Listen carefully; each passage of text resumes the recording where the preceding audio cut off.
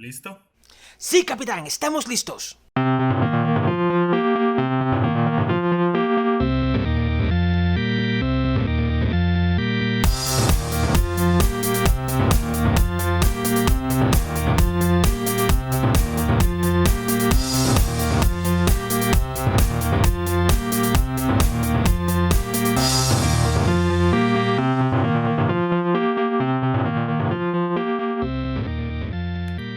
Buenos días, tardes o noches, bienvenidos a un nuevo episodio de Nutrición Disruptiva, que realmente le voy a cambiar el nombre a solo Disruptivo porque quiero tratar de incluir cualquier otro tema que no tenga que estar solamente centrado en el área de la salud o nutrición, porque a veces me gusta platicar con mis invitados o mis invitadas sobre cualquier otro tema que ustedes han visto en mis redes sociales, que no solo nos quedamos en lo que es esta parte de nutrición, ¿ok? Entonces tal vez por eso vayan a ver un cambio en lo que es la imagen, el logo, el nombre del podcast como tal hasta este momento, lo que va a ser solo disruptivo. Espero que les guste, espero que sea de su agrado y demás, ¿no? El día de hoy vamos a tener una plática muy interesante con una persona a la cual pues ya he grabado en otras ocasiones, en otro podcast, en otros videos como tal, y que normalmente siempre platicamos en redes sociales, y es un gran amigo que es Gabriel, él es de Venezuela, y ahorita nos va a platicar más o menos de dónde viene, qué es lo que hace y demás, ¿no? La verdad de que nos dedicamos a, ya saben, la crítica despiadada de todo lo existente y demás cositas por ahí. Así que, sin más preámbulo, por favor, Gabriel, introdúcete, por favor, cuéntanos un poquito quién eres, qué haces, por favor. Privyat, Tovarris. Aquí vengo como representante del gobierno ultracomunista, conservador y dictadura Klingon Sid de Venezuela. De Venezuela. Sí, ¿Cómo ha sido venezualizar Latinoamérica, no?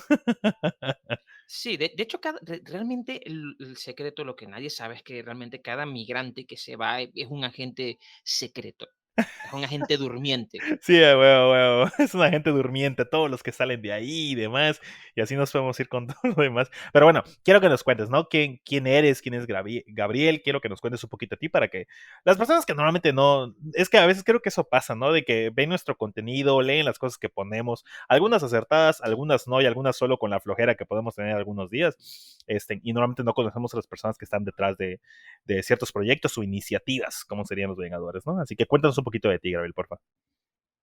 Bueno, ahora que lo pienso, yo en el podcast tampoco digo nada. De hecho, en mi vida creo que jamás, ninguna introducción del podcast digo quién soy yo. Sabes que generalmente entre las recomendaciones que te dan de cómo debe ser un podcast, un show, un programa, Simón. dice preséntate, di quién eres, interactúa con la audiencia de ese ambiente, de ese guión, y es importante decir tu nombre Es para bien que la gente cansado lo también, asocie. ¿verdad? O sea, también, o sea, hay que Sí, decirlo, es bien cansado tratar de hacer eso.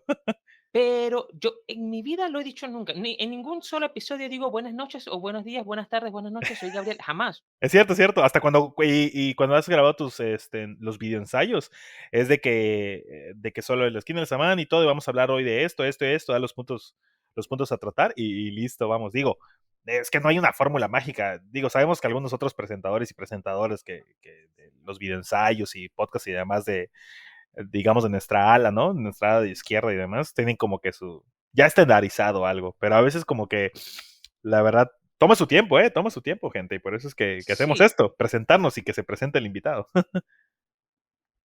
sí, sí, toma su tiempo también encontrar su propio ritmo. Bueno, se puede decir que yo vengo de una pequeña, oscura y atrasada provincia del imperio, Ok, de este imperio estadounidense del que nosotros somos el patio trasero. exactamente. Sí, bueno, básicamente la mayor parte de mi formación es una formación un poco más campestre. Ok, ok, De hecho, aunque, ok, nací en un pequeño pueblo, pero me crié la mayor parte del tiempo en una granja ok. con animalitos, tú sabes, ovejas, gallinas, perros y eso. Y bueno, es curioso que la mayor parte de las cosas que hago son de temática relacionadas con psicología, filosofía, reflexiones personales y ese tipo de cosas, pero lo que la mayoría de las personas no saben es que realmente yo soy ingeniero. Ok, ok. Digo, a mí sí me dio, hablando contigo, sí me dio la impresión, digo, porque he hablado, normalmente me codeo con mucho ingeniero normalmente cuando estoy trabajando en cotizaciones y demás, y sí me dio, me dio la impresión que eres ingeniero. Sí, y de hecho, ok, aparte de, en la vida real, hago algunos trabajos de vida real. En el exterior, fuera de estos ámbitos virtuales, bueno, hago unos trabajos trabajo en algunas cosas que sí, de marketing, de publicidad y diseño, pero también doy clases en la Facultad de Ingeniería y de hecho doy clases de electrónica. Ok, ok. En realidad Oye, no está tiene chido nada que ver eso. con lo que yo hago en el podcast. Es lo que normalmente es que como que este tipo de lugares para nosotros igual, y digo, no solo para nosotros, sino que para la clase trabajadora debe de ser como que en este espacio, con sus pros y sus contras, a veces puedes como que expresar realmente lo que quisieras estar haciendo. Ya sabes, no sé, enseñando de ciertas cosas, hablando de ciertas cosas que tal vez a nadie le importe, pero es lo que, como que, es la contradicción que se puede encontrar en este Sí, cuchitril llamado redes sociales. sí, sí, sí. Y pasa mucho el hecho de que, ok, es porque mm, en la práctica concreta, o sea, no es eso de que, ay, mira, la vocación, mi carrera, lo que yo realmente quiero estudiar. No, tú estudias Nah, lo nah, que nah. puedes hacer por un lado si Exacto, tienes el exacto. dinero para pagar la carrera y Total. segundo, lo que de alguna manera entiendes la carrera como una inversión en lo que sabes de lo que puedes vivir después. Sí, sí, sí. Y además Así como en la mucha gente forma, termina en recursos humanos también. Simón, no, y además de la forma en la cual las narrativas dominantes nos han dicho, ¿no? Todo el tiempo, oye, es que si quieres ganar cierto dinero, quieres tener cierto estatus, deberías de estudiar esta cierta carrera, y pues se pierde totalmente esa parte de la que estás eligiendo realmente lo que quieres estudiar, o cuando dicen, ya sabes, has visto los memes o pancartas que dices, no sabía que era muy en serio eso de estudia lo que quieras, totalmente no va a haber, de todas maneras no va a haber trabajo de nada, y a veces bromeamos, ¿no? De que lo único que tienes que aprender es Excel, y en estos tiempos diría yo que hasta programación. Sí, de hecho, un poco decepcionante para mí que haber estudiado ingeniería para tener que hacer un montón de cosas en Sí, una hoja de Excel. sí, no, total. Y No, igual, mira que he igual para utilizado mí. Excel un montón de veces. Sí, sí, sí, sí.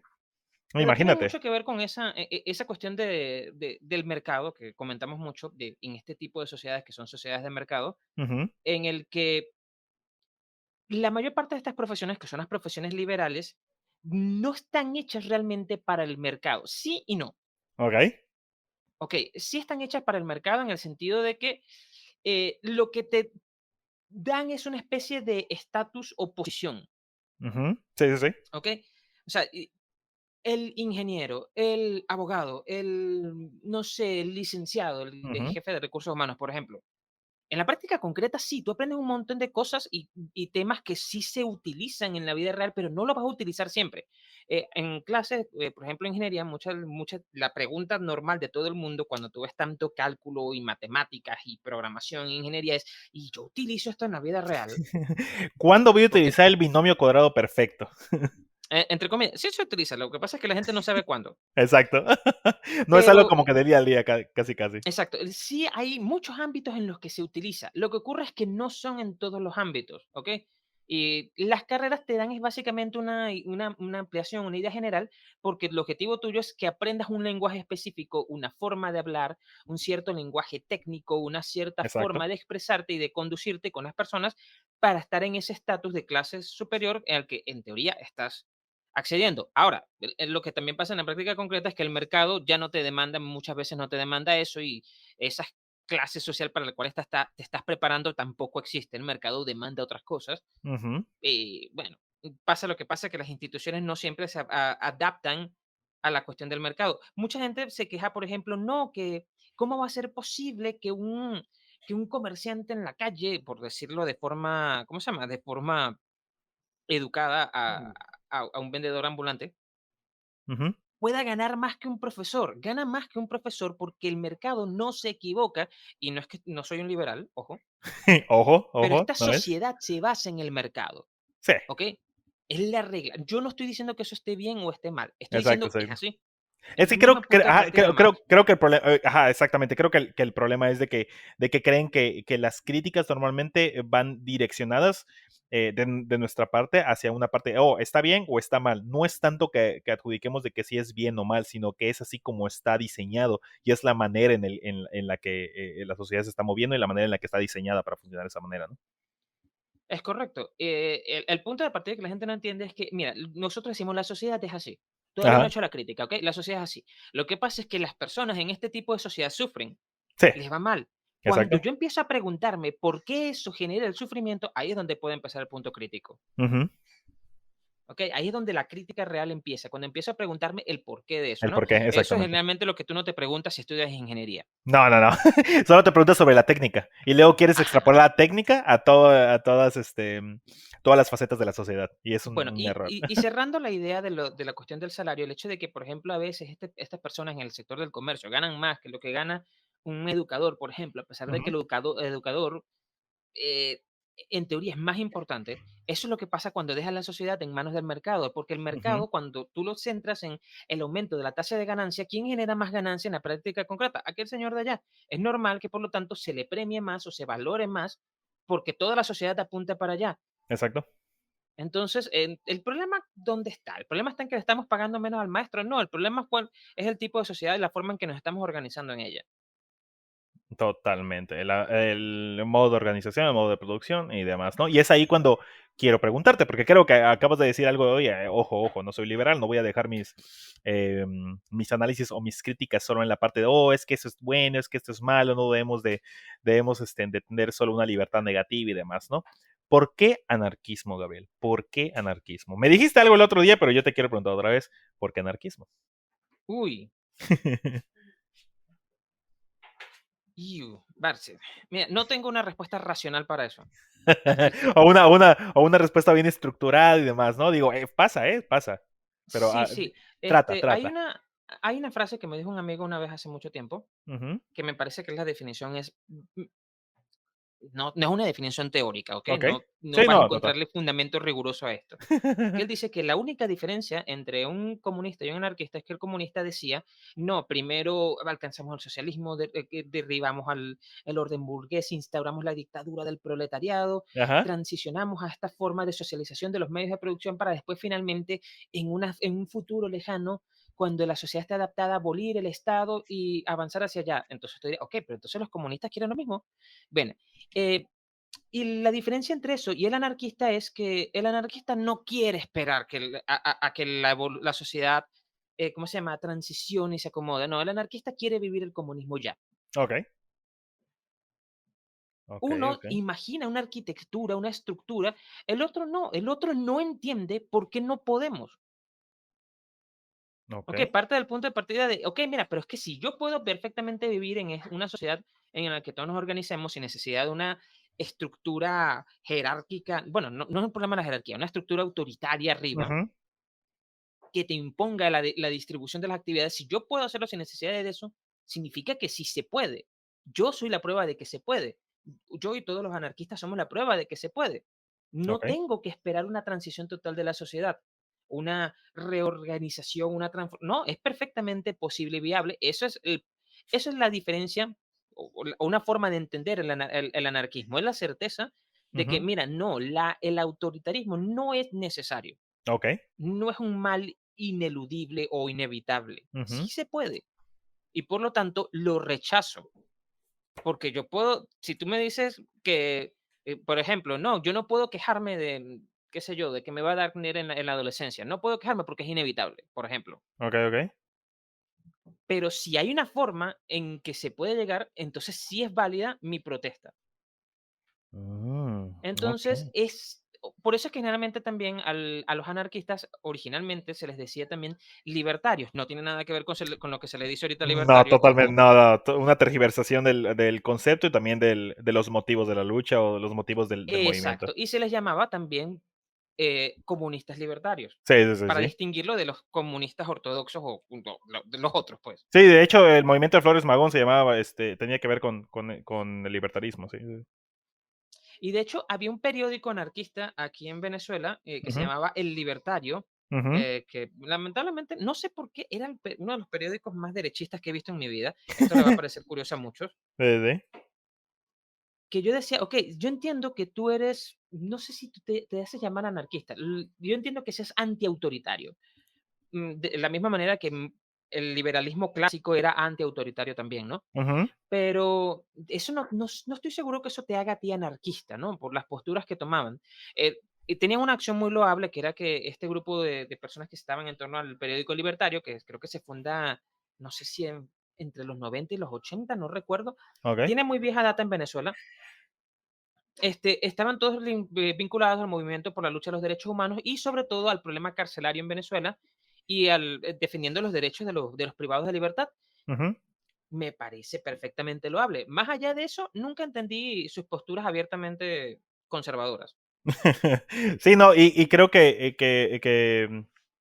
pasa mucho que también lo tenemos, ¿no? En la parte del ala marxista, comunista, como normalmente lo definimos, es de que hay unos ciertos límites, ¿no? Unos ciertos límites y unas ciertas contradicciones en cuanto a los movimientos, pero así como lo acabas de decir, creo que den entendido, ¿no? En forma general, ¿por qué tú elegiste el anarquismo? El otro día me dijiste que más que nada tu anarquismo es como que empírico, creo que me dijiste.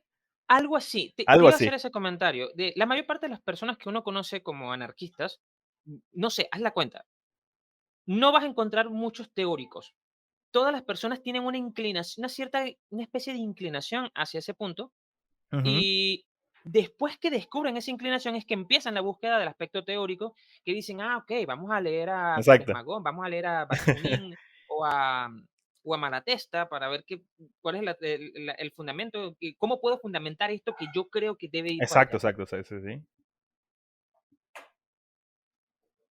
Y de hecho, si tú buscas solo lo que acabas de decir, de hecho, si tú vas, por ejemplo, por Flores Magón, que es una de las personas a las cuales yo he leído bastante, realmente no es que encuentres una teoría o digamos, algo esquemático, algo ya que pasaron a la complejidad y que te diga, ¿sabes qué? Es que primero se hace esto, o tienes que ir por estas vías, o puedes expandir y tal vez afianzar ciertas victorias de esta manera. No, la verdad es de que lo que hizo Flores Magón sí es estar con el movimiento revolucionario. Se tomaron cierta parte. Realmente cuando lees, lo que más puedes leer de él serían todos los tomos de lo que era el periódico Regeneración, que él es el que pues lo fundó con los hermanos y demás. Y obviamente lo movió un montón, bueno, muchísima parte de lo que era el movimiento libertario, digamos, en ese momento. Vamos a decir anarquista solo para que no se pierdan y no crean que estamos diciendo que el movimiento libertario tiene su Que fundamento desde hay ahí. que buscar la manera de retomar el término, no se lo Sí, podemos no, no, quedar ahí. es que ese es el problema, ¿no? De que ahorita no puedes decirlo este, abiertamente porque creen que estás apoyando a la basura de Milei o O sea, demás, no, ¿no? no, no me vas a decir ¿cómo se llama? Que Buenaventura Durruti murió para que alguien como Milei se haga llamar libertario. Exacto, exacto, exacto, es lo que está diciendo, ¿no? Y bueno, y antes de que sigamos con ese punto, ahora que me dijiste por qué anarquismo, quisiera que también nos desarrollaras por qué tu marco teórico, digamos así, o la manera en la que lo estudias y que lo aplicas sería Marx, Freud y Buda. Bueno, esa parte sí es un poco más personal, ¿no? Total, total. Eh, sí, es una combinación que tengo desde hace un tiempo. De hecho, mm, y es como que, ay, Dios mío, ¿cómo lo...? No, y te acuerdas, bueno, y te acuerdas que cuando me dijiste, oye, es que no sé si te haga mucho sentido, no es algo ortodoxa esta combinación, y te dije, es que la verdad sí hace sentido. No es como que no podamos ver como que ciertas similitudes en cuanto a la parte del abordaje, ¿no? En cuanto a Marx, Freud, bueno, y Buda, realmente ahí sí estoy un poquito más perdido porque no soy así como que un estudioso de esa parte, ¿no? Tampoco de Freud como tal, pero sí he visto muchísimas personas, las cuales normalmente en la parte está de militancia, en la parte de críticas y de teoría, normalmente pueden juntar muy bien lo que es Marx y Freud, pero a mí sí todavía no me termina de encajar Buda, y es por eso que te pregunto, ¿no? Más que nada para que nos des tu punto de vista por qué esos tres, porque no eres el único, ¿eh? En el ala anarquista normalmente veo que se inclinan también mucho por esta parte del budismo. Creo que también podemos hasta ver en el colectivo Migala esta parte del taoísmo. Así que no es que ellos también sean freudianos, ¿verdad? Ni marxistas como tal, No, creo que el pero santo es el único que le gusta a Freud. exacto, exacto, es el único que le gusta Freud. Pero no sé porque aquí me suena a que tú podrías darnos un poquito más como que expandida esta parte de por qué Marx, Freud y Buda. Mira, Marx porque fue uno de los primeros puntos que yo realmente leí de crítica social, ¿ok? Ujú. Uno entra con un punto y como que se termina casando por allí. Te puedo dar un ejemplo que no es precisamente el ejemplo más... Dios mío, eso va a sonar muy raro. ¿Tú conoces delincuentes? Eh, ¿Una banda o...? Alguien que sea delincuente, no sé. Lo que pasa con el delincuente generalmente es que el primer acto delictivo que ellos realizan es el que los marca para toda la vida. Ok, El que se hizo asaltador porque realizó el primer asalto podrá hacer otras cosas después, pero realmente él va a tomar y va a realizar asaltos y no va a cambiar su modalidad. El que se hizo ok. atracador de banco va a ser atracador de banco, Ujú, el ujú. que se hizo ratero va a ser ratero y así van.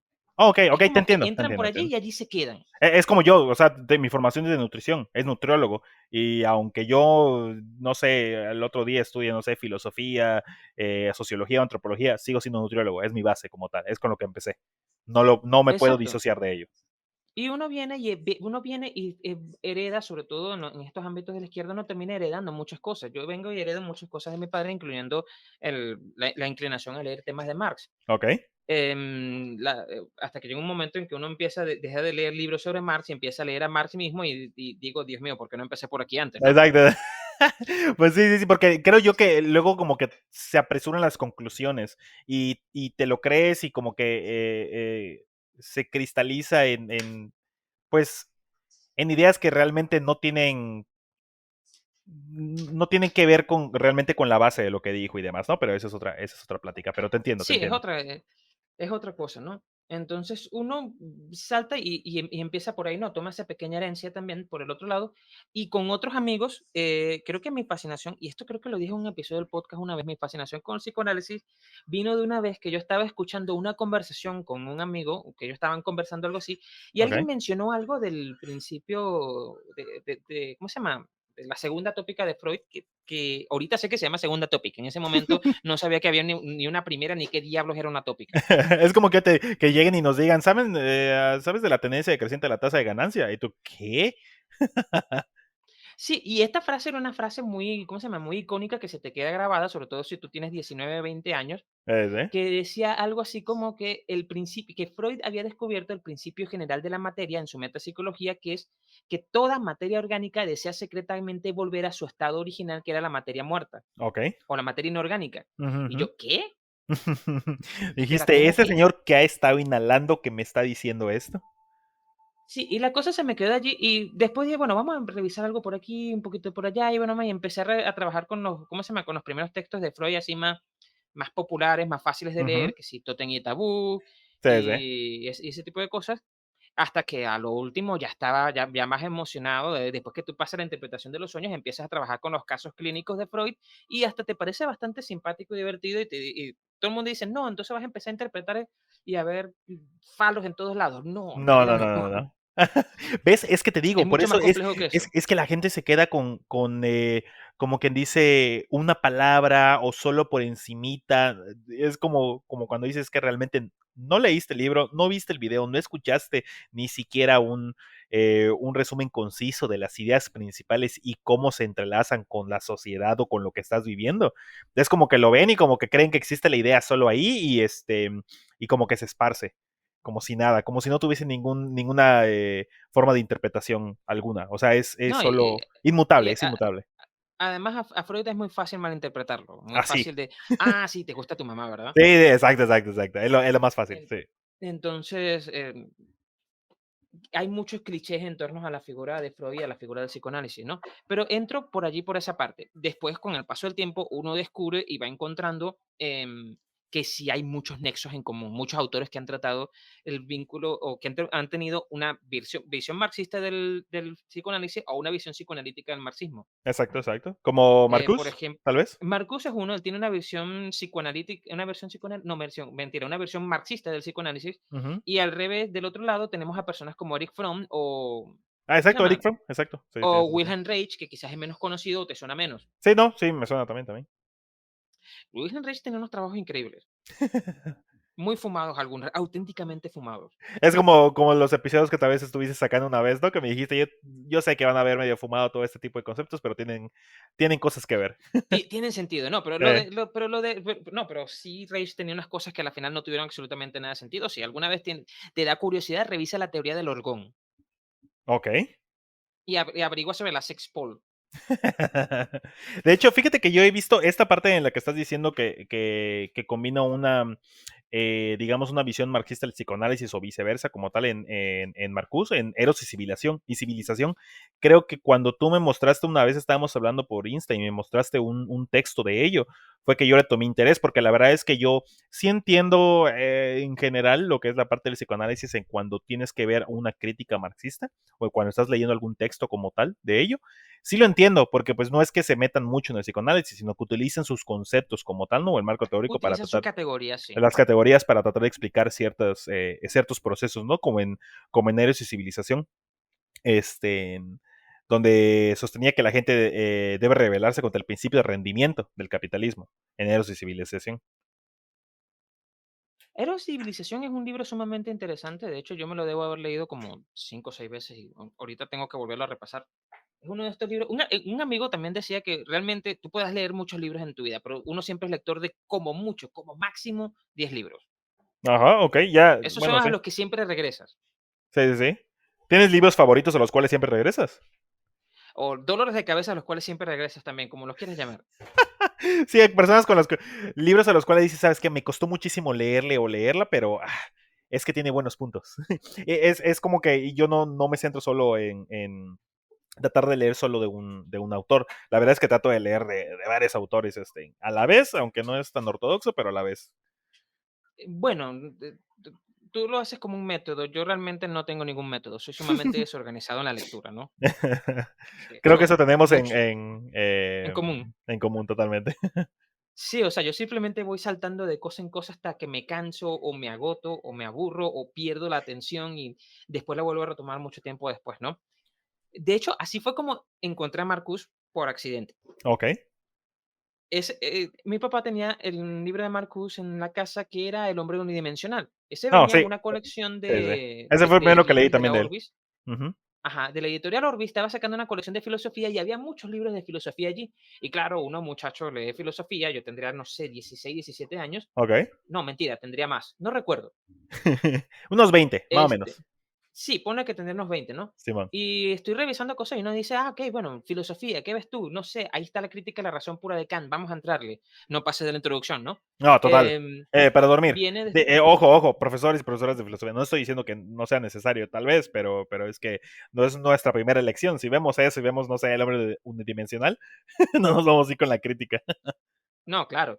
El caso es que uno viene por los clásicos, ¿no? Estaba Sí, que si la política de Aristóteles, estaba sí, un Simón. texto de Parménides, otro de Heráclito allí, había muchas cosas allí. Sí, sí, Y yo me había empezado a aficionar en aquel momento, recuerden, estudiaba ingeniería, por sí, sí. el empirismo inglés, Ok. ¿no? Y estaban unos libros de David Hume y ese tipo de cosas, y yo me Uf, había ok. acostumbrado a esa cosa. Estaba que si Walden dos, que si Rudolf Carnap, Walden dos, no, disculpa, no recuerdo el nombre del autor. Este también que era de lo que en aquel momento después se conoció como el Círculo de Viena, ¿no? Ok, Que ok. no es tan difícil de leer como la gente cree. De hecho, ellos son sumamente claros y precisos en su lenguaje, y es una cosa que con un mínimo de esfuerzo cualquiera puede entender. Es como cuando dijiste que, creo que estábamos hablando, no me acuerdo en qué red social estábamos hablando tú y yo, de que la gente normalmente se espanta cuando ve los tomos del Capital, pero realmente es de que no es que necesite, no es que sea tan difícil de entender y de leer, o sea, espanta el tamaño como tal del libro, o de Sí, los tomos, pero no es que sea, o sea, imagínate, una persona, un nutriólogo, yo no tengo ninguna formación como tal, me tomó tiempo tratar de llegar a ese tipo de formación en los textos y en mi militancia política y demás, pero no es que te espanta un poco, porque dices, ¿qué? ¿Qué está diciendo? Pero después de un ratito agarras los conceptos, es como cualquier otro libro, como cualquier otra materia, como cualquier otro tipo de estudio que vayas a hacer, con que te aprendas los conceptos fundamentales y la manera en que los utilizan, ya puedes como que leerlo un poquito más sí, fluido. exacto. Y respecto a ese punto, una lección que uno aprende en ingeniería es que cuando ves un libro muy grande, esto pasa en ingeniería, no es Ujú. necesariamente en todos, ¿no? Un libro así muy grueso, ese generalmente es fácil. Sí. ¿Ok? Porque generalmente es extenso porque el autor se esfuerza para ser entendido y para hacértelo didáctico, con muchos ejemplos, muchas cosas. Si encuentras un libro reducido de 80 páginas que dice ecuaciones diferenciales de segundo grado, ten por seguro que te van a dar con una cabeza, por la cabeza. Eh, Me lo sé. pasó esto mismo. O sea, uno ve El Capital, una cosa gigantesca, o un libro que tengo aquí a la vista, que es un libro de Teotonio dos Santos sobre el imperialismo. Ok. Ves un tomo grueso de 800 páginas y te asusta, ¿no? Te intimida. Ujú. Pero realmente es un texto que se esfuerza para que tú puedas entenderlo y que es tan grande precisamente porque trata de darte toda la información necesaria para que tú puedas entenderlo. Sí. Mm, Me pasó todo lo contrario. Yo vengo de leer muchos libros de esa forma en aquel momento y de golpe veo y agarro un libro que dice El hombre unidimensional de un tal Herbert Marcuse. Yo Ujú. ni sabía quién diablos era. Sí, sí. Me paso la primera página de la introducción y lo primero que digo es, ya va, ya, un momento, ya va. Tengo que volver a empezar el texto. Ojo, no es porque Marcuse sea difícil de leer. Sí, no, no, no. Es que él es tan denso y tan concentrado, y me impresionó mucho su estilo literario, que es ninguna línea, ninguna oración, ningún párrafo está de más. Cada línea cuenta y no puedes avanzar al siguiente párrafo sin haber asimilado o procesado bien lo que tienes en el párrafo anterior. Ujú. Y eso es lo que hace a veces difícil la lectura de Marcus o lo que hace que te agote. No es un libro, es un libro para ser estudiado. Sí. Fíjate que me pasó lo mismo con el nombre unidimensional la primera vez que lo leí. Las primeras páginas sí las tuve que leer como unas 3, 4 veces. Por lo mismo. Y vuelvo a lo mismo. No, no es que sea difícil de leer o de comprender, pero lo que acabas de decir es acertado. Me identifico con esa parte. Sí, es que cada página cuenta, no te está regalando ninguna oración. No, uno viene de, si tú agarras, estás acostumbrado a leer los bestsellers gringos, realmente son muy Jamás. fáciles de leer, un montón un montón de anécdotas y cuentos donde Sí, man. realmente ellos exponen realmente como 2 o 3 ideas nada más, todas alrededor de una idea principal que es la que van a sustentar y que es el tema central del libro, ¿no? Los Ujú. 7 hábitos de la gente altamente eficiente, qué sé yo. Hábitos atómicos. O los hábitos atómicos. Eh, Realmente son cosas que van girando en torno a una única idea principal y te lo hacen muy fácil de digerir y de procesar y sobre todo que sea disfrutable porque, ok, tienes que venderlo y y un libro que no se disfruta no se vende. Exacto. Y obviamente tú no vas a disfrutar El hombre unidimensional, lo vas a trabajar. Exacto. Después sí lo disfrutas, por supuesto, después que lo leíste ya 2 veces. Sí, oye, y bueno, ya me comentaste todo eso, pero quiero también que me digas cuáles serían los libros a los cuales normalmente vuelves y que obviamente han creado y que te ayudan a seguir creando lo que es contenido y tu pensamiento político como tal en lo que es la esquina del Samán, que son tus redes sociales, el podcast y los videos, como normalmente, ¿cuáles serían otra vez tus bases? Ya sabemos que son Marx, Freud y Buda, que Buda tal vez no hablaste mucho, No, porque nos fuimos no por lo he las ramas. mencionado, ya iba Sí, para sí. allá. Ok, ok. A ver, dime. No, sacar los libros a los que siempre vuelvo es complicado, ¿no? Pero, ok, uno de los libros al que siempre vuelvo, por supuesto, ya lo comentamos, es Héroes y Civilización de Marcus. Ok. Siempre regreso por allí. Sí, sí. De hecho, el libro está súper maltratadísimo, el ejemplar que tengo en físico. Sí, sí. Y en Gracias, digital sí, Library. tengo como 3 versiones en digital en PDF Ok. que tienen distintos subrayados. Ujú. Al Capital uno siempre regresa. Sí. Siempre es como que de cajón. Hasta que lo superemos, vamos a dejar de leerlo. Sí, y siempre regreso al tomo 1. El tomo 2 siempre le llego a la mitad, si acaso. Dejas de leer donde empezó a escribir Engels, ¿no? Mira, ya no me acuerdo. Tengo un buen tiempo que no le entro al tomo 2. Sí, El tomo 2, sí. a diferencia del tomo 1, el tomo 2 es mucho más complicado de leer, es más ácido. Sí. Y obviamente solamente entran al tomo 2 alguien que está muy interesado en entender a Marx. Sí, sí, sí. Son los 2 libros que recuerdo ahorita los que siempre regreso. Ok. Y de ahí saltaste a Del, Buda. sí, de Buda, lo que pasa, ¿cómo te explico? El budismo también es una herencia de un amigo. Ok. Que él tenía cierta fascinación con el budismo y siempre lo comentábamos y discutíamos, pero es una formación que se da con ayuda de los libros, pero por fuera de los libros. Ok. Lo que pasa con el budismo es que es un tipo de conocimiento que tú no puedes transmitir con palabras. Ujú.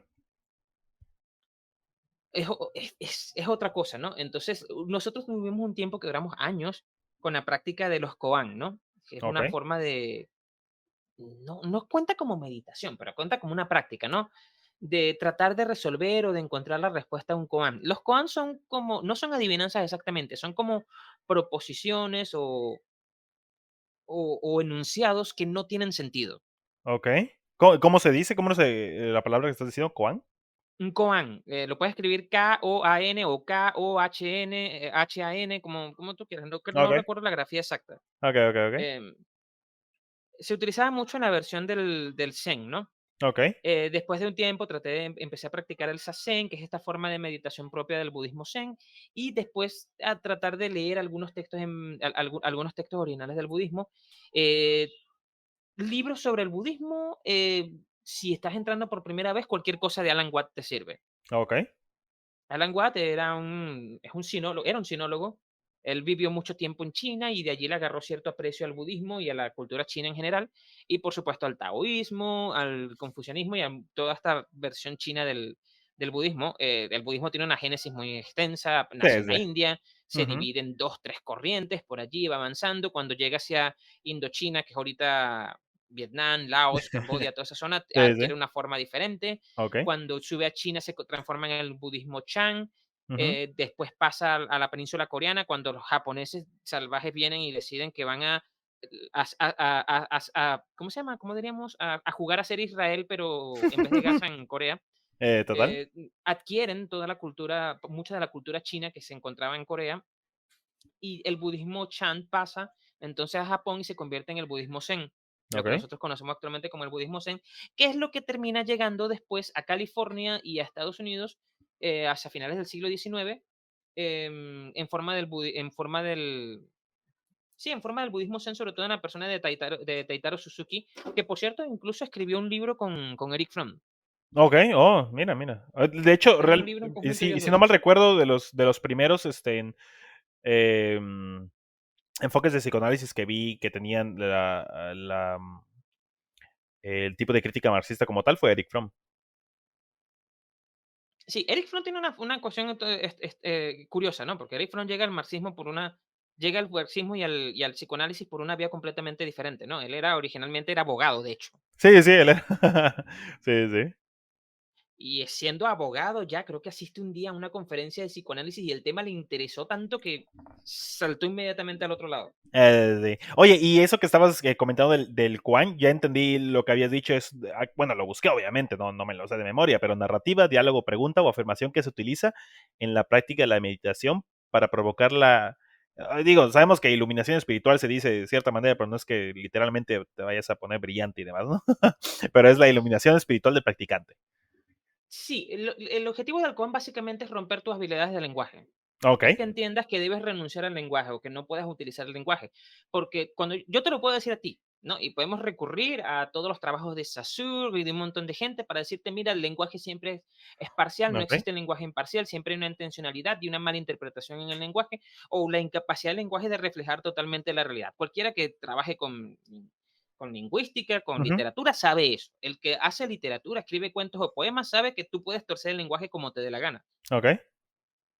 Partiendo de ese punto, el objetivo del budismo es tratar de sacarte fuera de ese punto. Ese es el objetivo principal del Koan. Es lo que ellos llaman generalmente la dualidad, ¿no? Ujú. Que si yo inmediatamente digo esa persona alta, entiendo que existe una persona baja, ¿no? Y asigno como una suerte de significados a algo, y cuando asigno un significado a algo, se me crea un universo de significados, ¿no? Y yo no habito realmente el mundo real, sino que habito ese mundo de significados. Yo me muevo cuando hablo contigo, cuando voy andando por la calle o voy conversando, me muevo en ese mundo de significados. Si yo no cuando veo un árbol, a pesar de estar viendo el árbol, mi mente no solamente vive ese árbol que está allí, lo experimenta en forma presente, sino que al mismo tiempo experimenta el concepto de árbol, ¿no? Ok. Y la mayor parte del tiempo vivo más el concepto del árbol que el árbol en sí que estoy viendo, por darte un ejemplo. Ujú. El Koan y buena parte de las prácticas budistas tienen el objetivo de romper ese fenómeno que ellos llaman la dualidad. Ok. Entonces, por eso vienen y, qué sé yo, te ponen el Koan más conocido del mundo, que no trates de buscar la respuesta. Sí la tiene y a la vez no. No sé cómo decírtelo, ¿no? Que Ujú. es que el maestro viene, se para frente a ti y aplaude, ¿no? O choca sus palmas. Ajá. Y dice, este es el sonido de dos palmas. ¿cuál es el sonido de una sola? Ok. Y ahí puedes durarte una barbaridad de tiempo tratando de responder. Han dado las respuestas más ridículas del mundo, desde abanicar en el aire hasta darle una bofetada al maestro, ¿Ah, ¿no? sí? Ninguna de esas es. Es como, bueno, y creo que ahí me hace sentido por qué dijiste que muchísimo antes de empezar todo este viaje entre Maxford y Buda, estabas muy interesado en lo que era el empirismo inglés, creo que me dijiste. David Ajá, sí, Hume y todo eso, donde bueno, sostenían que el conocimiento se derivaba de la experiencia sensorial, ¿no? En sí, contraposición a las ideas innatas, y creo que por eso, cuando me dijiste, oye, ¿sabes qué? Creo que no es una. No sé si te haga sentido, te dije, es que sí hace sentido. Digo, aunque yo no sabía y no sé hasta el día de hoy todo lo que enfoca la práctica del budismo, del Kuan y demás de la meditación, pero desde que me dijiste Eros y Civilización, sí me hace muchísimo sentido en la parte en que ese libro, ¿no? Enfatiza toda esa base teórica psicoanalítica y demás de Freud. Pero con que Marcus quería ver que conforme a las sociedades industriales avanzadas, ¿no? es correcto. Ok, ok, te digo, sí me hizo sentido y sigue haciendo sentido. Solo es una combinación algo rara ver esos tres nombres juntos, total. Pero sí hace muchísimo Sí, y sentido. lo que pasa también con el budismo es que el budismo es muy maleable. Sí. Para que te hagas una idea, déjame, ¿cómo se recuerda? No recuerdo el nombre de ese monje. A ver, un monje que participó en una conspiración para matar al emperador. Déjame ver si lo consigo, ¿no? Pero para Ok. que te hagas una idea, el budismo, Dios mío, me sale Calígula aquí, ¿qué es esto? No, olvídalo, no lo voy a conseguir. Em, Generalmente cuando las personas piensan en budismo, piensan en, mira, soy vegetariano, soy vegano, no daño a ningún animal, todo paz y amor, todo No, tranquilidad, no, no soy no, reactivo, no corro, no todo empujo, no fluye. salto. Exacto. Y no se imaginan, no llegan a entender que el budismo puede servir para muchas clases de cosas, ¿no? También. El, si han oído hablar del código Bushido y del Hagakure en Ujú, Japón, si les ujú. gusta el anime lo deben conocer, Total. em, sabrán que el Bushido era como la adaptación de la forma de las prácticas budistas a la vida del samurái. El samurái Ok. no es más que un asesino a sueldo que trabaja oficialmente para un daimyo. Algo así sería como un policía matón en nuestra época actual. No vayan a Ujú, creer que los samuráis eran muy bonitos, que se diga. ujú, ujú.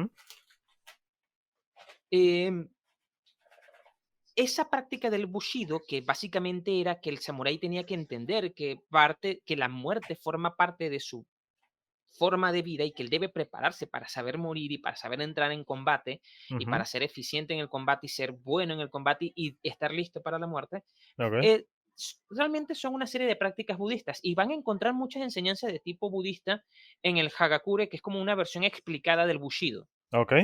De hecho, hay un relato muy interesante en el Hagakure que se llama La actitud frente a la lluvia, que habla sobre un samurái que iba caminando de un pueblo a otro y cuando iba justo en el medio ve que se acercaba una tormenta, pero él estaba justo a mitad de camino. Si iba hacia adelante y se esforzaba en llegar, se iba a mojar. Si regresaba, no iba a regresar a tiempo y se iba a mojar también. Y si era lo que Ok. hiciera, se iba a mojar, así que él se moría y simplemente se encogió de hombros, se preparó y siguió su camino sabiendo que iba a terminar mojándose. Ok, ok, interesante, ya Y me di esa es cuenta. toda la historia, como todos los cuentos chinos, ¿no? Total. Pero hay mucho que uno puede entender allí y por eso hablan de la actitud frente a la lluvia. Y eso era una frase típica de respecto a cómo prepararte ante las cosas que realmente son inevitables, ¿no? Ujú. La versión de si puedes hacer algo, entonces ¿para qué te preocupas? Y si no puedes hacer nada, ¿para qué te ¿Para preocupas qué te también? preocupas también? Exacto. ¿Ok? No, doctor, lo que pasa es que tengo ansiedad. Bueno, no importa. Igual, Em, igual te voy a prescribir esas pastillas. sí. Y y hay muchas de estas cosas que están allí que, como puedes ver, son formas de pensamiento o formas de pensar que están muy relacionadas a la visión budista de las cosas, ¿no?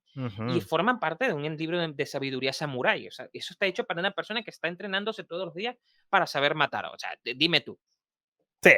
ahí no hay nada de pacífico, ni de bonito, ni de agradable en ese trabajo, en ese oficio.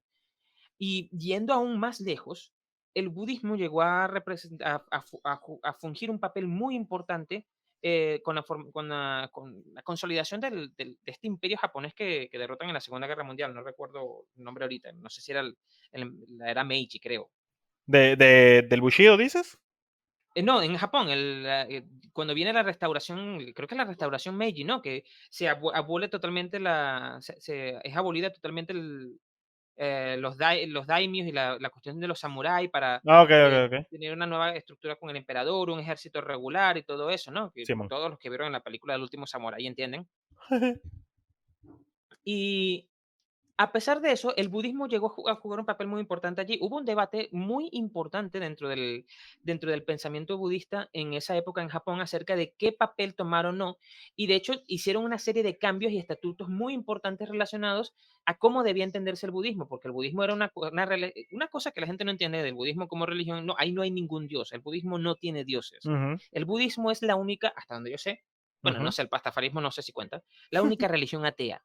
Ok. Porque la gente dice, ay, no, y Buda. Buda no es ningún dios, ¿ok? Buda es un título.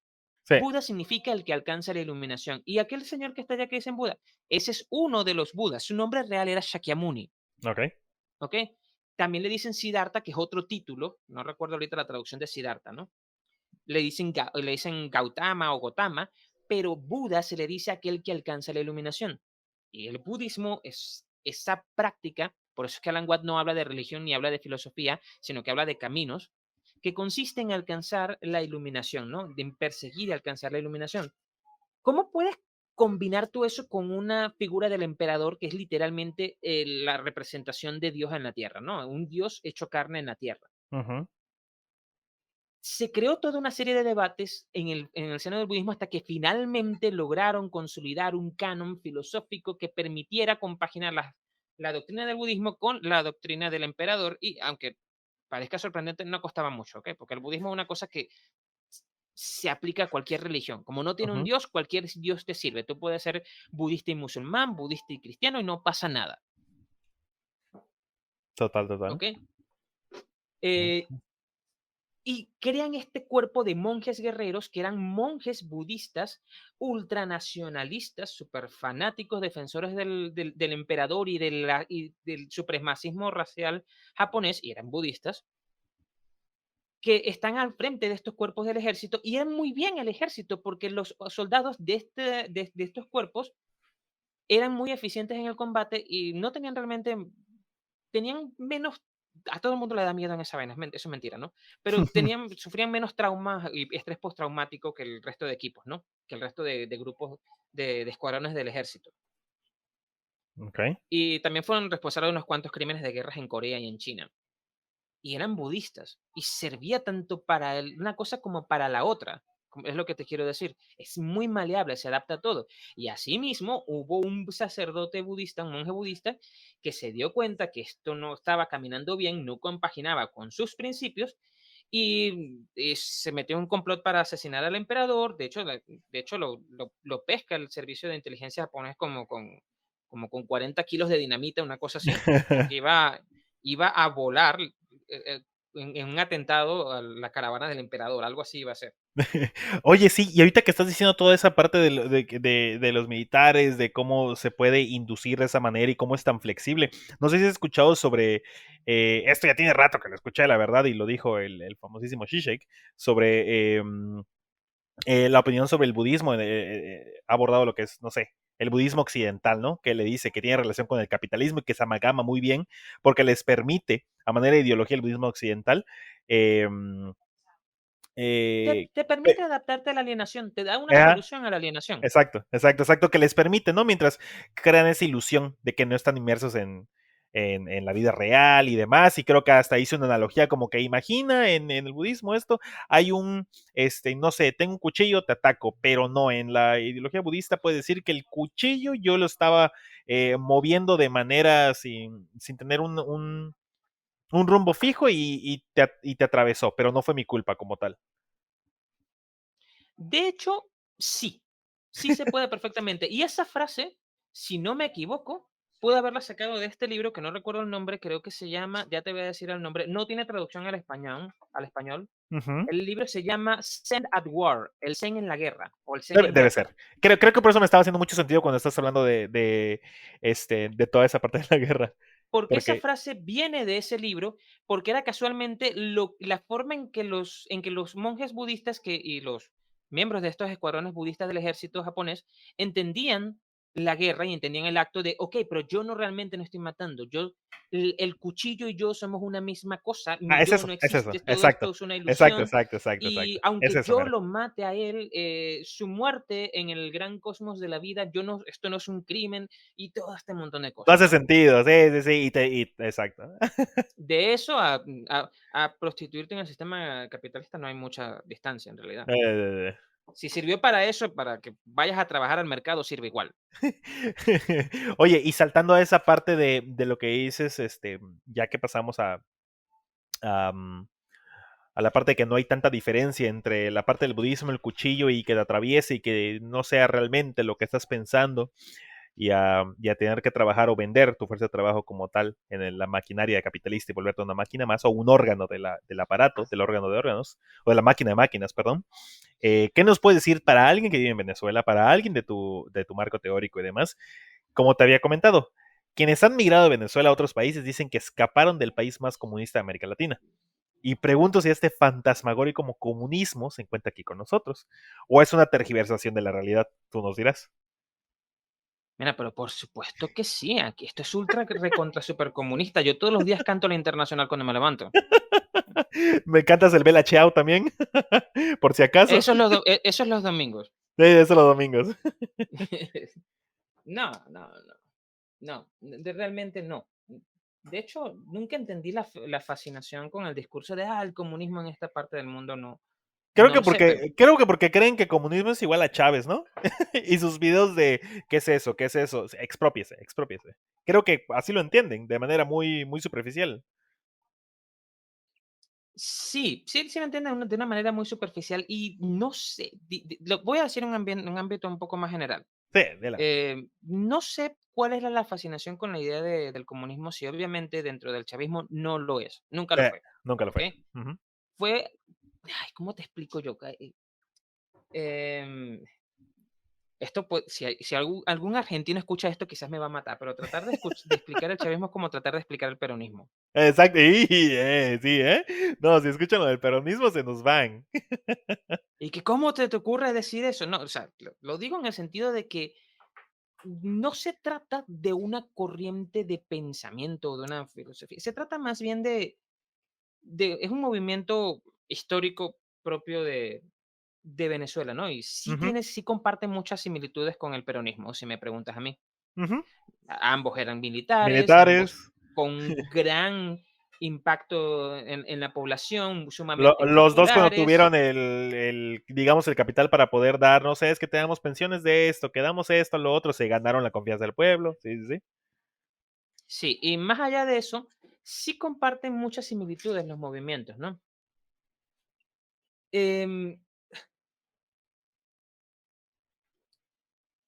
el chavismo está muy relacionado y esto es lo que muchos no entienden, ¿no? Está muy relacionado a ciertas demandas históricas de la población venezolana. Exacto. Ujú, Demandas históricas que se irán como mucho al proyecto de Barranquilla, que es de 1931, 30, 1927, algo así. ok. No tengo las fechas en este momento claras en la mente, ¿no? Ujú, El proyecto, la propuesta de Barranquilla la realizan nada más y nada menos que los fundadores de lo que después va a ser conocido como el Partido Acción Democrática, que es uno de los principales opositores al chavismo ahorita, irónicamente, ujú. y vienen a fundar lo que podemos decir el ideal de democracia y progreso, ¿no? El patriotismo, ¿no? Ajá, primero el nacionalismo, la reivindicación de lo nacional, se estaban perdiendo los valores y todo lo demás, Ujú, y después ciertas cuestiones de progreso, ok, ya va, pero la población también tiene que beneficiarse, también tiene que crecer, y si vamos a crecer, crecemos todos en esta broma, ¿no? Entonces, educación para todo el mundo, servicios básicos y públicos para todo el mundo, salud para todo el mundo de una forma accesible y pagable, un salario digno y condiciones de vida digna para todo el mundo, que ahorita parecerá utópico para muchos, ¿no? Pero exacto. imagínate cómo parecía eso en 1930. Sí. Y esas demandas estaban allí ya presentes desde parte del siglo XIX, ¿no? Ujú, Con cierta tendencia que sí es propia del chavismo al igualitarismo, ¿ok? Ok. El igualitarismo en Venezuela no es nuevo, eso puede venir desde los tiempos de las guerras de independencia o de la fractura y caída de la antigua nación española, como diría Armesillas. Ujú, Y viene de allí esa tendencia, ¿no? Esto es una sociedad de castas, entonces obviamente las castas más oprimidas o más desfavorecidas necesitaban o pugnaban por este deseo de igualación con las otras castas y eso quedó marcado allí y se viene juntando con estas otras cuestiones de lo que era el progreso, de lo que se llamaba en ese momento el positivismo, que no tiene nada que ver con el positivismo europeo, ujú, o con el estructuralismo, que no tiene nada que ver con el estructuralismo en Europa. ok. Y se junta con todo eso y forman este gran proyecto que era el proyecto de Acción Democrática, ¿no? Y que todos juntaron con ese nombre ese nombre, ¿cómo se llama? Ese nombre comodín que significaba todo y no significaba nada, que era la democracia, Sí, sí. que era la gran lucha en América Latina en primera mitad del siglo XX y segunda mitad también, de hecho. Ujú. También. Y se junta con todo eso, ¿no? Por supuesto, muchas de estas cosas no eran viables. ¿Ok? Y se percibió como una traición de los partidos por esa parte. Y el chavismo vino a representar en su momento una versión no partidista vinculada a la figura de Chávez de esas mismas aspiraciones que se sentían como traicionadas o no cumplidas o dejadas atrás por la clase política, por los partidos, por todo el mundo. Vino a cristalizar eso. Ujú, ¿Ok? Y por supuesto, la muerte de Chávez implicó que ese movimiento quedó sí, como acéfalo, ¿no? Sin una otra forma de cristalización o de organización. En ese sentido, sí podemos decir que es un fenómeno que hay quienes dicen, no, que eso sería propio de formas pasadas de la sociedad, propias del siglo XIX, formas decimonónicas y todo lo demás, pero no lo sé, ya yo no creo en esto de que tengamos un progreso lineal y de que las cosas que se vivieron en el siglo XIX para las sociedades europeas, nosotros las vivimos en el XX y así. No, no funciona así realmente. ujú. Y es en ese punto donde hago quizás una comparación con el peronismo. Sí, ¿Y por qué se toma la visión del socialismo? Quizás porque era una palabra más y históricamente terminaron empujándolos para allá, quizás porque ciertamente la cercanía de Chávez con Cuba implicó una influencia ideológica importante exacto. en Chávez y posteriormente en el movimiento chavista, y también por el hecho de que coincidían con el discurso. ¿Que era populismo? En parte sí, pero el populismo no me sirve para explicar absolutamente todos los demás aspectos del fenómeno. Exacto. Por eso me gusta la comparación con el peronismo, porque si preguntas qué es el peronismo, nadie te va a saber definir qué es, pero todo el mundo lo sabe. Fíjate que hay un profe de filosofía, no sé si lo ubicas, el profe Javier Precioso, que es de Argentina. Una vez platicando también, grabamos una plática para su podcast y como tal, para su canal de YouTube, perdón, de Filocrítica. Eh, Me estaba comentando, ¿no? Libros que tenía atrás y todo. Yo vi unos que eran así súper chonchos y demás. Y yo, la verdad, hasta ese punto no había escuchado nada del peronismo. Y a mí me comentó que el peronismo era como el PRI de México. No sé si ubicas el PRI, el Ajá, sí. Partido Revolucionario Institucional, que de revolucionario no tenía nada y no tiene nada. Y hasta la fecha siguen siendo dinosaurios haciendo lo mismo. Y de Este, institucional parece que tampoco. de institucional tampoco, ya para Era nada. como era como lo que decía Voltaire del Sacro Imperio Romano Germánico, que no Simón, era, ni era sacro, ni ni era era sacro imperio, ni imperio. y mucho menos era romano. Exacto. Este, que vendría siendo lo mismo. La verdad, yo he escuchado muy poco, obviamente he leído de otras partes y demás, pero me hace sentido cuando me lo estás platicando de eso y es como yo lo definiría, ¿no? Digo, así me lo definió él, la verdad, platicamos muchísimo más de eso y me estuvo diciendo por qué y esto y lo otro, este, pero puedo ver por qué dices que para explicar el chavismo, decir que es populismo de izquierda no es suficiente.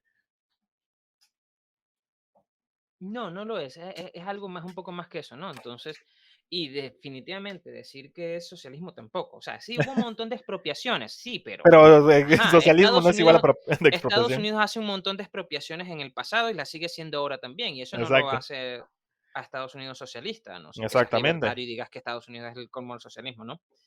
Como digas, no sé, Pero de que Biden y todos los demás, pues nada más están jugando a lanzar bombas a otros lados, ¿verdad? Pero bueno. Exacto, sí, hubo un montón ¿cómo se llama?, de expropiaciones que sí lo constituyen una revolución, ¿ok? Ujú. Porque hubo un cambio importante en las arquitecturas Dinámicas. del Ujú. poder, ¿no? Y el problema de que aquí en Venezuela, okey, como mira, hay un montón de bibliografía al respecto, ¿no? Tratar de explicar el modelo en Venezuela, porque hay quienes dicen: "No, pero es que Venezuela no es realmente capitalismo, porque el mercado las leyes del mercado no funcionan". Sí, bueno, O como me dijiste que es un momentito. estado rentista, petróleo.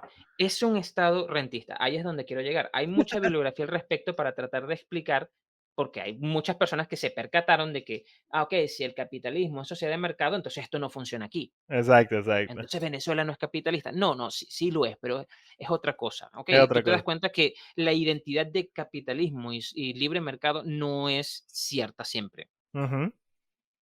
En casos muy, muy puntuales se ha dado efectivamente un libre mercado real. El resto siempre hay una regulación importante, o por un Estado o por entes oligopólicos, siempre. Sí. El caso de Estados Unidos, por ejemplo.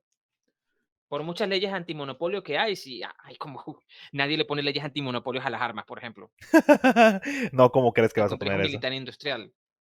¿Ok? Entonces, entonces tratan de explicarse ese tema, ese punto aquí, si alguien alguna vez tiene suficiente paciencia para entrar al respecto, Teoría del capitalismo rentístico de Asdrúbal Batista, Hundiéndonos en el excremento del diablo de Juan Pablo Pérez Alfonso, hay un libro que se llama, creo que Los efectos perversos del petróleo de Roberto Briceño León. Hay mucho, mucho, mucho material al respecto Sí. de gente que se está preguntando, incluso un pensador venezolano muy famoso que es Arturo Uslar Pietri, hasta fue candidato a la presidencia una vez en los 60, creo. Muy conocido aquí en Venezuela, Arturo Uslar Pietri, por tener una frase que dice: hay que sembrar el petróleo. Que ya Okey. en 1940 andaba reflexionando del tema de ya va, pero aquí esto es puro petróleo, pero esta economía no está funcionando de forma real. Aquí va a pasar algo. Sí, Y él sí. estaba seguro que dentro de 15 años esa fiesta del petróleo se iba a acabar. Y bueno, mira, aquí estamos todavía. Simón. Oye, y ahorita que estabas mencionando, ya que metimos a nuestro amadísimo Estados Unidos, el imperio en decadencia, y espero que siga decayendo y demás. em, Estabas hablando de toda esta parte, ¿no? De que Venezuela es un estado rentista y demás. Hay eh, muchísima literatura al respecto para poder entender muy bien eh, la realidad, ¿no? De cómo se maneja Venezuela, que sigue siendo un estado, un país capitalista y demás. Una vez de las que algo de lo que platicamos una vez, ¿te acuerdas, no sé, de la comida rápida en Venezuela, hablando de esto de los monopolios y la manera en que se ve en Venezuela, la manera en también la cual puede eh, como que ajustarse a lo que es el perfil de sabores ahí? ¿Te acuerdas cuando comentamos algo sobre, no sé, la comida aquí rápida en Venezuela es muy distinta en otros lugares por esto y por ello? Ah, sí. Bueno, para los que se sorprendan, Venezuela sí hay empresas privadas, ¿oyeron? Aquí A eso quería existen llegar, que dijeras las eso, porque Frito-Lay, es que venden la rufles, gente, la venden gente cree que no, en venden Venezuela, ¿qué venden? ¿Qué es lo que venden si no venden Coca-Cola? ¿Qué es lo que venden si no uy, venden? no, claro que venden Coca-Cola, Dios mío. Yo puedo ir ahorita aquí y me compro una si quiero. Pero no, no lo hagas. El señor frente a mi casa vende perros calientes Ajá. y los vende con Coca-Cola. Hay Coca-Cola, otras marcas Coca-Cola más chavista. baratas, pero sí, hay otras marcas más baratas, pero la gente quiere la Coca-Cola, Coca-Cola. Coca-Cola de Maduro. No, no, la Coca-Cola, Coca-Cola, esa de la transnacional, ella sigue Eh, trabajando y produciendo aquí. sí, sí, imagínate. No, pero no, es que no funciona, no es ahí. Sí, sí. Tienen Ay, que, sí, ya quisiera yo que no funcionara. totalmente, tienen que tratar de cimentar las narrativas que tienen hacia Venezuela. Es por lo mismo que siempre andan diciendo tonterías como que van a Venezolanizar. venezualizar cierto lugar, ¿no? Como lo dicen con México y demás. Tienen que cimentar sus tonterías con algo cuando realmente están trabajando ahí. Cimenten sus tonterías mientras trabajan en ese lugar o, como quisiéramos decirle, eh, implementan sus prácticas extractivistas. Pero sí, sí hay muchas empresas privadas aquí, sobre todo en el área de alimentación hay muchísimas, ¿ok? El Estado en su momento sí hizo un esfuerzo importante, sobre todo entre el 2012 y el 2018-19, Ujú. de fomentar a ciertas empresas que eran mitad capital del Estado, mitad privada. Ok. Obviamente todos eran familia y amigos entre ellos allí. Ok. ¿Dónde no he escuchado esta historia antes? Creo que en casi todos los países del mundo. En casi Em, todos. sí, yo te iba a decir que cualquier país de América Latina, no, pero Europa es igual. Lo que pasa, y en Estados Unidos también, lo que pasa es que en Estados Unidos es legal. Sí, exacto, exacto. Le dicen, o en otros lugares donde le dicen a este. ¿Cómo se le dice? Ya se me olvidó de tanto que lo dicen así, lobby. ¿Cómo El se le lobby. dice? En español Em, es cabildeo. Cabildeo, eso, se me olvidó la palabra. El cabildeo no es legal, pero el lobby sí, ya sabes, o sea, me explico. Utiliza, mejor cambiarle el nombre o decirlo en inglés para decir, no, es que si es legal, vamos a hacerlo legal. Solo que pues le vamos a decir lobby en vez de decir intromisión de intereses económicos y políticos en áreas como la industria alimentaria. Sí, sí. La diferencia es que allá es legal y aquí no. Entonces aquí tienes que buscarte otros subterfugios y otros caminos para hacer lo mismo que hacen ellos allá. Sí. Realmente es un fenómeno que forma parte de las arquitecturas del poder real como se entienden en estas repúblicas de, supuestamente democráticas basadas en sociedades de mercado. Ujú. Una vez más, el problema de las dinámicas de las competencias de mercado es lo que termina influyendo allí. Aquí hubo muchas empresas nacionales, todavía las hay, que producen muchos productos a un costo bastante accesible. Por ejemplo, la harina de maíz. Hay unas harinas de maíz que salen como en 27 bolívares y está la Ok. harina PAN, que es la del monopolio, que sale como en 32, 33, algo así. No, mentira, esa ya está en 36, 37. La diferencia viene a ser como que una sale en 70 centavos y la otra sale en $1.10, $1.05, algo así. Ok.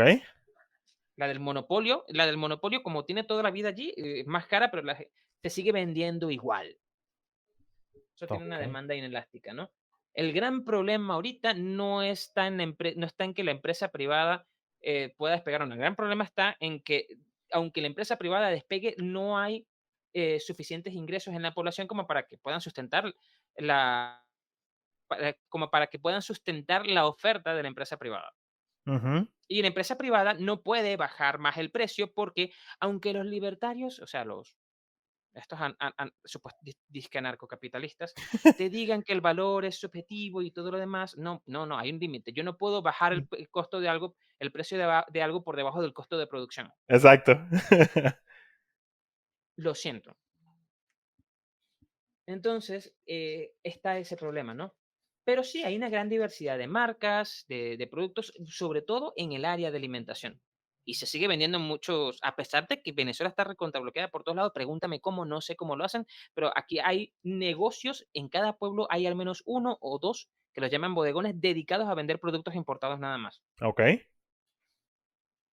O sea, no en el supermercado, sino que hay bodegones, como dices, especializados en solo vender ese tipo de productos.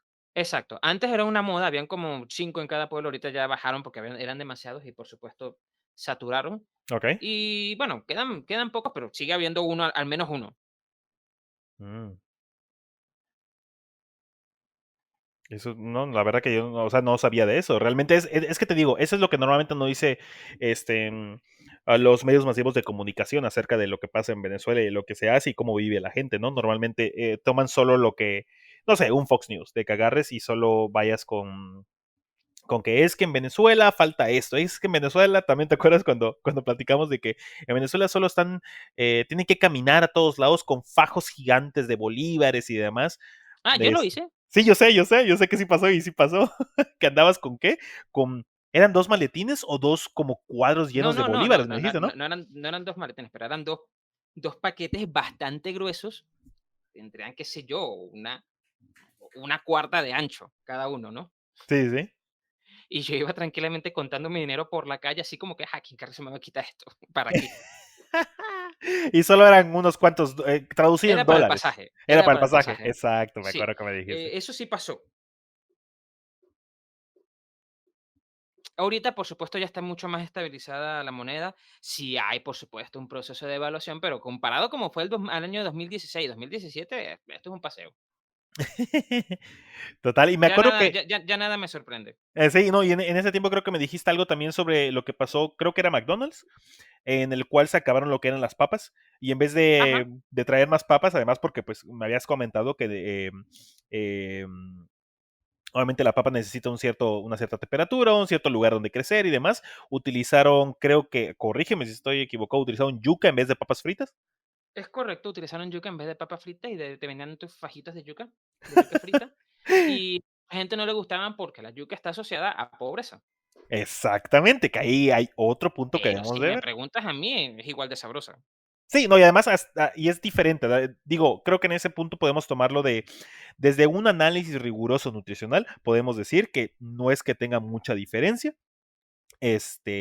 tal vez en contenidos, no sé, De almidón creo de que almidón la yuca tiene resistente. más. Sí, de almidón No sé si resistente tiene va a más. tener más. Va a tener tal vez un poco más, pero también si se cocina de cierta manera, los procesos de cocción, además eso es frito, tiene muchísimas otras cosas que ver, ¿no?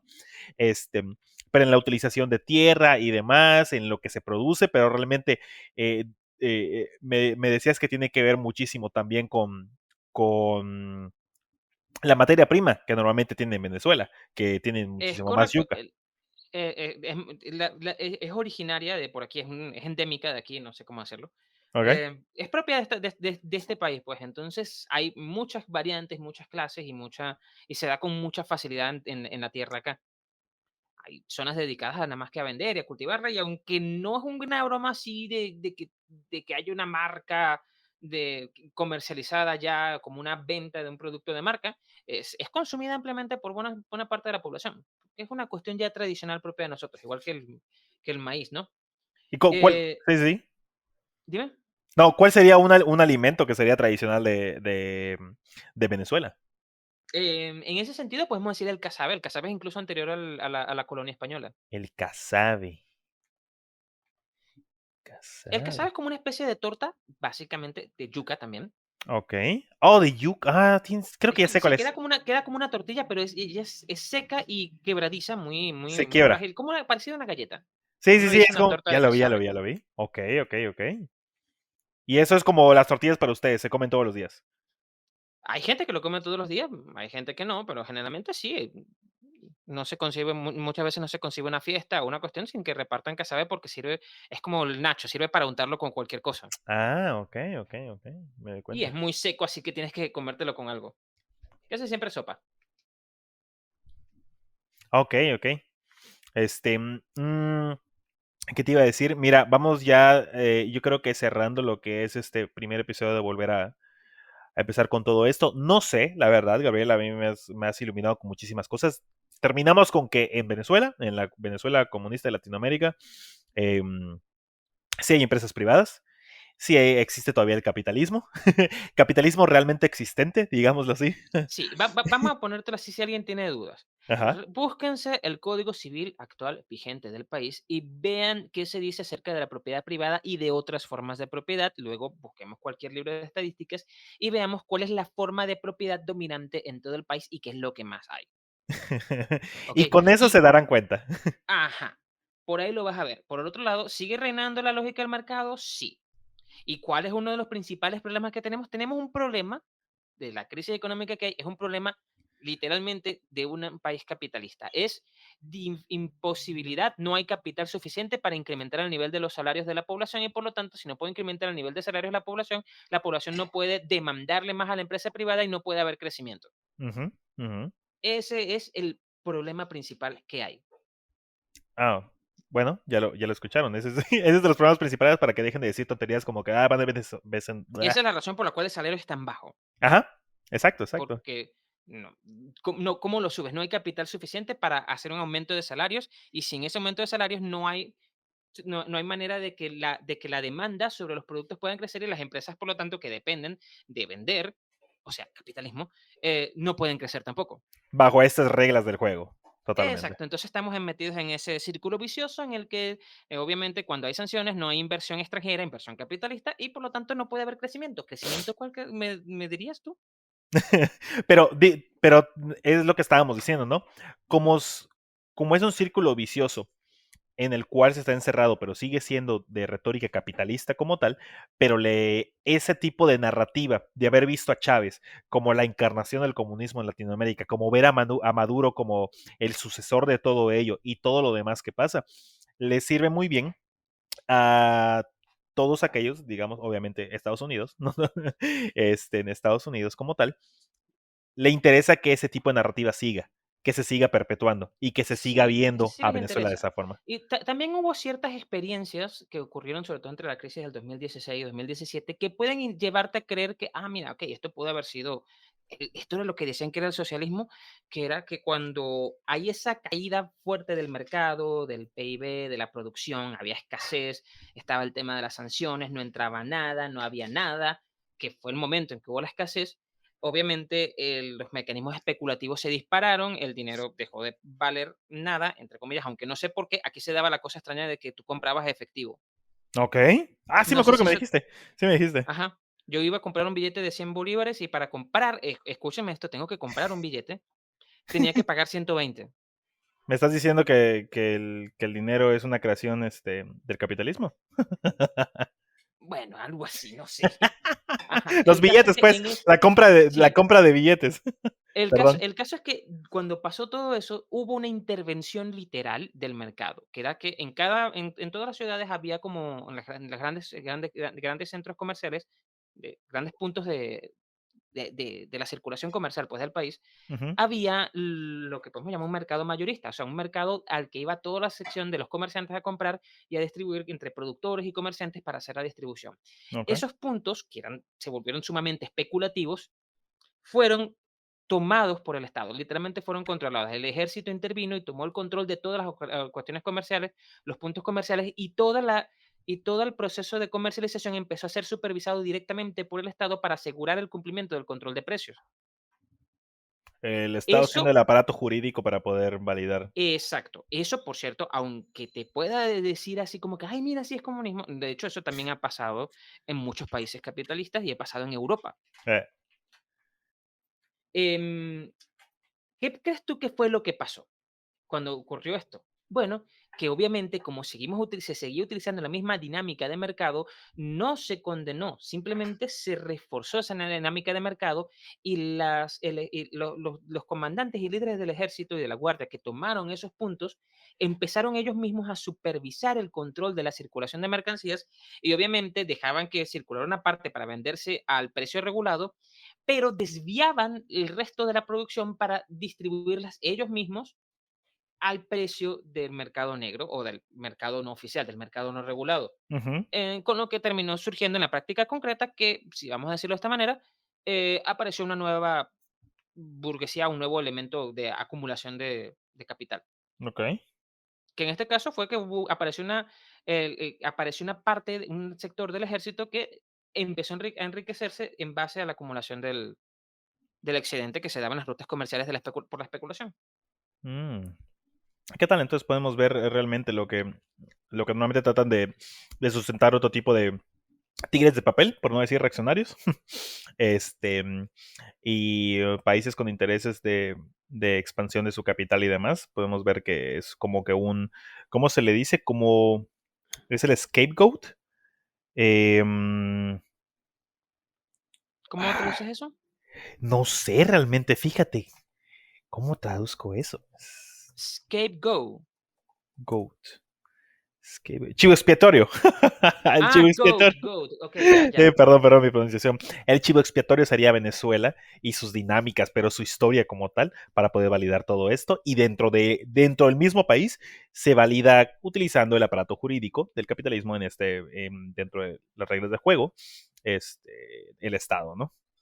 Sí, y lo que pasó con todo esto, si tú te fijas, lo que hay detrás son las dinámicas de mercado y de especulación. Eso fue Eh, lo que ocurrió realmente allí. O sea, problema político internacional, bloqueo, sanciones, no se permitía ya el paso ¿cómo se llama? De mercancías, nadie comerciaba con nosotros.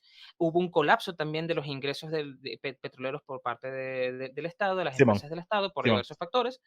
Que si mala administración, que si problemas, que si sabotaje, hubo de todo un poco. Sí. Y todo eso se viene a juntar en que termina pasando esto y claro, la bandera principal del Estado en la intervención de esto es, tenemos que ser socialistas y del otro lado te decían otros, mira, viste que sí son socialistas y todo el mundo te hace una reafirmación del discurso y terminan creyendo que oyen no sé, de la Unión Soviética, de un gulag. Utilizando digamos, el folclore, la política de folclore como tal, para solo verlo como un mero simbolismo y no realmente como que la estructura, las dinámicas, la complejidad de todas las dinámicas de poder se están llevando bajo el, Claro, el y entendido. Un colapso económico multifactorial terminó generando eso, igual que lo mismo que podemos decir que ocurrió en la Unión Soviética, Exacto. cuando, bueno, no en la Unión Soviética, en la Rusia zarista, cuando colapsa, cae y se instaura finalmente la Unión Soviética, trata de establecer los Ujú, controles lo más que puede, pero la Unión Soviética se monta sobre un país que está colapsado por la guerra, por ujú. el colapso económico, el colapso demográfico, un montón de cosas más que tienen que solventar. ¿Y qué crees tú que iban a pasar? Entonces Sí, atraviesan una situación multifactorial sumamente traumática pero es muy y fácil todo. solo decirle, ¿sabes qué? ¿Vieron? Eso no funcionó. Claro, sí, por supuesto. Entonces los otros 80 años que vinieron, perdón, espérate, los otros 60 años que vinieron después no cuentan. Exacto, exacto, exacto. Sí, no, es muy fácil solo decirlo de esa manera. Gabriel, la verdad, sabes que podríamos seguir platicando durante toda la noche con todo esto. No sé si quieras cerrar con algún mensaje, algún tipo de resumen que, digo, ya nos resumiste muy bien lo que es la coyuntura política de hoy por hoy en lo que es la Venezuela rentista petrolera, pero no sé si quieres decir. Mira, iba a agregar con una idea que había quedado flotando de cuando hablamos del tema del budismo. Ok, dime. Era de que el hecho de que este tipo de pensamientos funcionaban muy bien en las filosofías perdón, en las sociedades de mercado en la actualidad, no, este budismo de los países capitalistas que se da en Europa, se da en Estados Unidos, ¿no? Un aspecto fundamental que hay que entender del por qué esto funciona es por el nihilismo, Ok. ¿ok? Estas sociedades son profundamente nihilistas. Nietzsche estaría horrorizado con todo esto, ¿no? Vuelve a quedar catatónico. Sí, pero una de las cosas que a la gente le cuesta mucho entender, quizás, y la razón por la cual no todo el mundo termina convirtiendo o aceptando el budismo, y quienes lo hacen con cierta después pasividad ante cualquier cosa horrible que pase, es Ujú, porque el budismo tiene una especie de condición. Cuando tú finalmente entiendes el budismo o lo aceptas, te vuelves nihilista. El budismo es necesariamente nihilista, ok. ¿ok? No es un nihilismo de todo esto es nada, no. O que nada existe o todo es vacío, como una frase que dicen ellos, no, es esta versión de un nihilismo que podemos llamarlo un poquito más positivista. No sé si has visto los videos de Kurksat, ¿cómo Mm, se pronuncia? no, no sé. Ellos tienen un video dedicado al tema del nihilismo optimista, ¿ok? Porque nosotros generalmente entendemos el nihilismo como lo ve Nietzsche, ¿no? Pero la visión de Nietzsche de pesimista acerca del nihilismo está fundamentada en un juicio ético de Nietzsche, Ok. ¿ok? Un juicio ético acerca de qué se debe ser, ¿no? La razón por la cual yo digo cuando yo encuentro con una premisa nihilista, entonces si nada importa, entonces por eso yo puedo hacer nada, todos los crímenes están permitidos, nada tiene sentido. Ujú, Entonces puedo perfectamente suicidarme, como dice Albert Camus. ok, ok. Ok, entonces como la única realidad es el nihilismo, si el nihilismo es la realidad, entonces el suicidio es la única solución. No, porque el suicidio tiene que ser solución. Total. Así como no hay una razón para vivir, tampoco hay una razón para morir, pendejo. Y ese punto de vista nihilista se encuentra en el corazón del budismo, Ok. porque es una aceptación ciertamente pasiva de la realidad. No hay un motivo para juzgarla, no hay necesidad de un juicio ético o moral contra la realidad. Y es ese punto que está allí, que está justificado por un argumento nihilista, el de no es necesario ni importante juzgar o criticar a la sociedad, lo que permite que pueda coexistir eh, con una sociedad como la de mercado. Ujú. Hace sentido. Al fin y al cabo hace sentido. Sí, claro, si terminas practicando budismo por un tiempo, entiendes como que, ok, esto es nihilismo, ¿ok? Pero no es nihilismo malo, Nietzsche, tranquilo, cálmate. Tranquilo, tranquilo. Aunque le va a dar una apoplejía porque para él el nihilismo solamente puede ser malo. Otra. Ok, ok, me doy cuenta de eso. Bueno, la verdad, muchísimas gracias, Gabriel.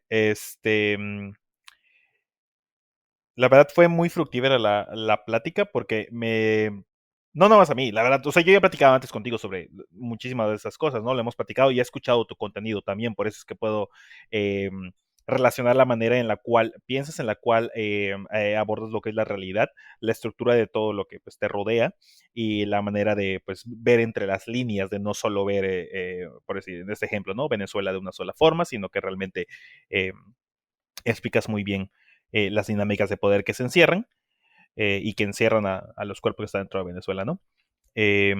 Muchas gracias y pues la neta espero que podamos platicar en otro momento. Invítame pues, cuantas veces quieras. Sí, totalmente. Igual cuando hable, tal vez la otra semana, no sé, puede hablar con Término Medio y estudiamos con Javi. Así que pues espero, la verdad, que les haya gustado muchísimo este episodio y hayan aprendido mucho y no sigan repitiendo, por favor, que Venezuela es la Venezuela comunista y que todas las personas que salen de ahí es que escapan del comunismo realmente existente, por favor. Bueno, pues muchas gracias y espero que sigan teniendo bonita tarde, bonita mañana, bonita noche. Nos vemos en otro episodio. Dale. Hasta luego, hagan like, hagan subscribe y todas esas cosas. Por favor. Y también al de la esquina del Samán y la comuna del Samán y al Término Medio.